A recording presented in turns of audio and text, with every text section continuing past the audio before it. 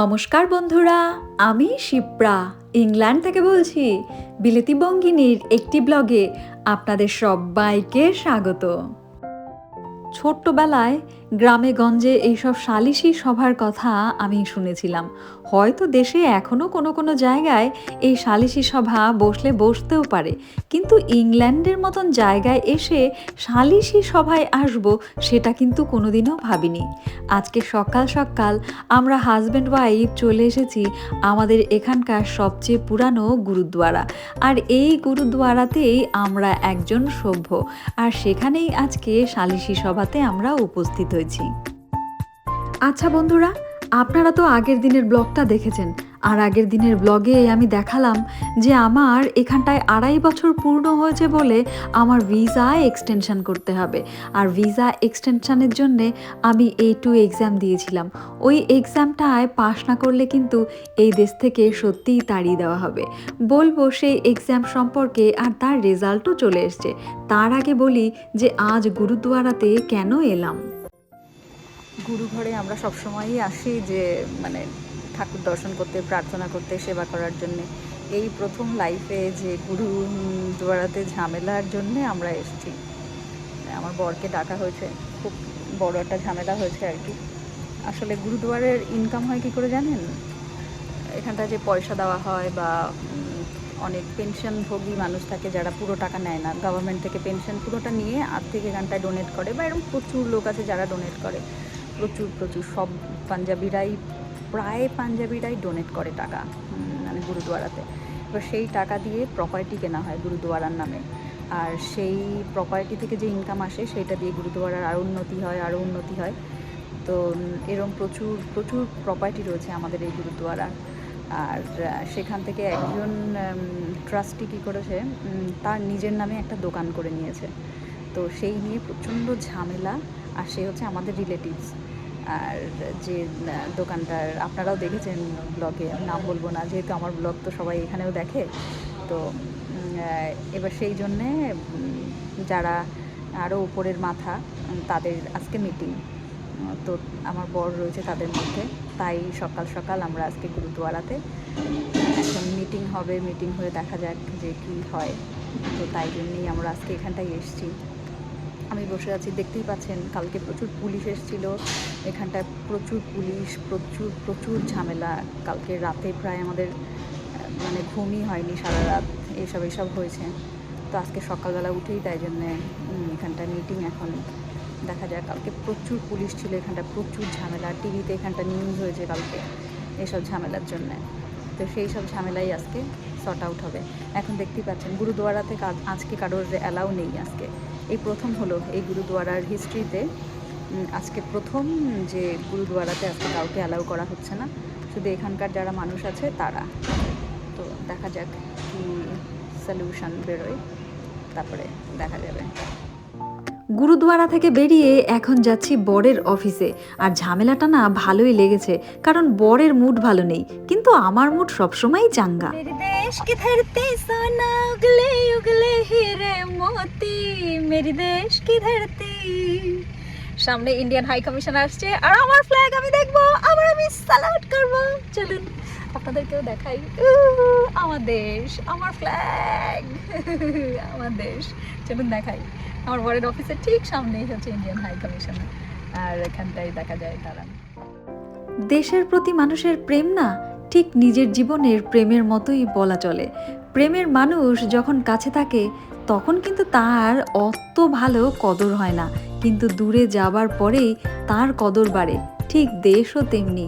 আপনারা দেশে আছেন বলে দেশ সম্পর্কে কতটা ভাবেন জানি না, তবে বিদেশে থাকা মানুষগুলো কিন্তু দেশ সম্পর্কে খুব ভাবে।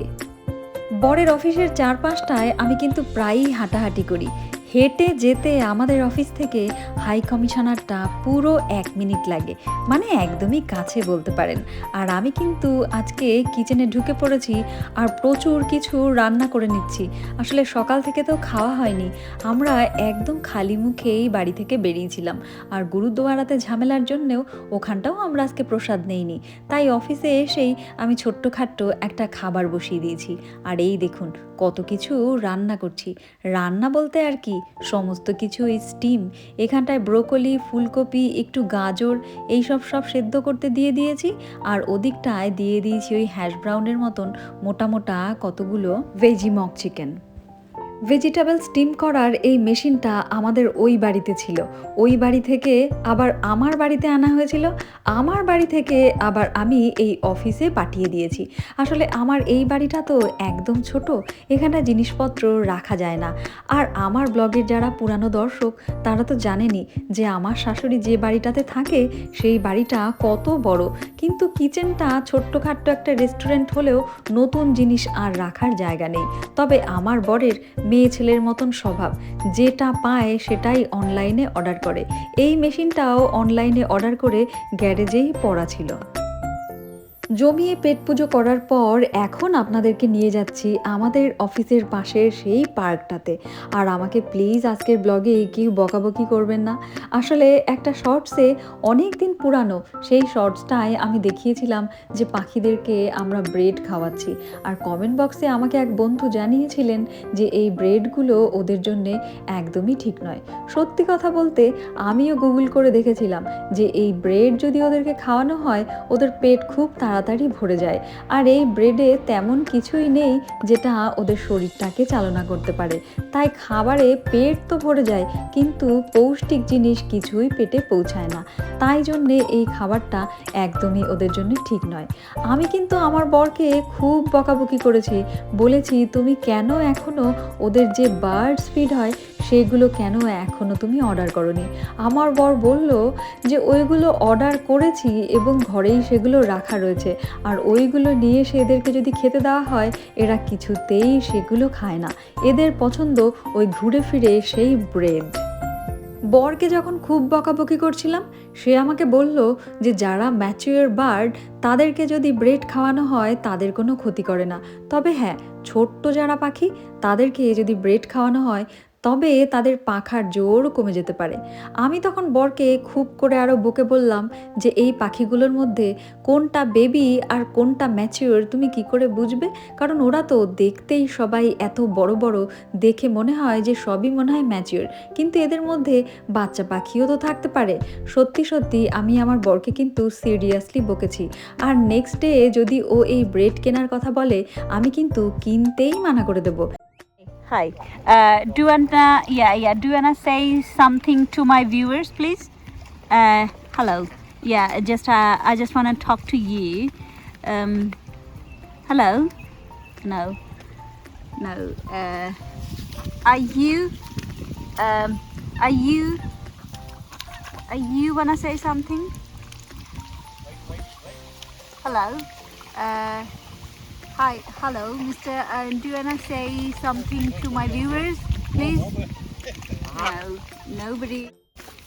আমি অনেকবার বলেছি না যে আমি শুধু পয়সা পাই, এই যে হচ্ছে পয়সা পাওয়ার হচ্ছে নমুনা দেখুন, এই যে হলো পয়সা। আচ্ছা এই হচ্ছে আমার কিন্তু এরকম, মানে আমি যেখানেই যাই পয়সা আমি পাবোই, মানে এই দেখুন একটা পয়সা। তো মোটামুটি আমি কিন্তু ইন্ডিয়াতে থাকতেও যেখানে যেতাম সেখানটায় পয়সা পেতাম, এখানেও তাই দেখুন পেয়ে গেলাম দুটো। আর আমি বাইরে বেরোলেই মোটামুটি পয়সা পাই, পয়সা। আরও আমি তো ডায়মন্ডও পেয়েছি। তো এই হচ্ছে আজকে আমার সংসার।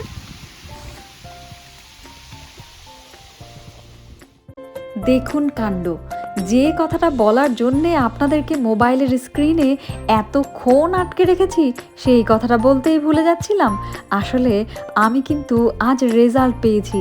এই দেশে থাকার জন্যে ভিসা এক্সটেনশনের জন্যে যে পরীক্ষা দিয়েছিলাম A2 এক্সাম, সেই এক্সামের আজ পেয়েছি রেজাল্ট। আমি পেয়েছি 96%, কিন্তু ছেলের কাছে খুব বকা খেয়েছি।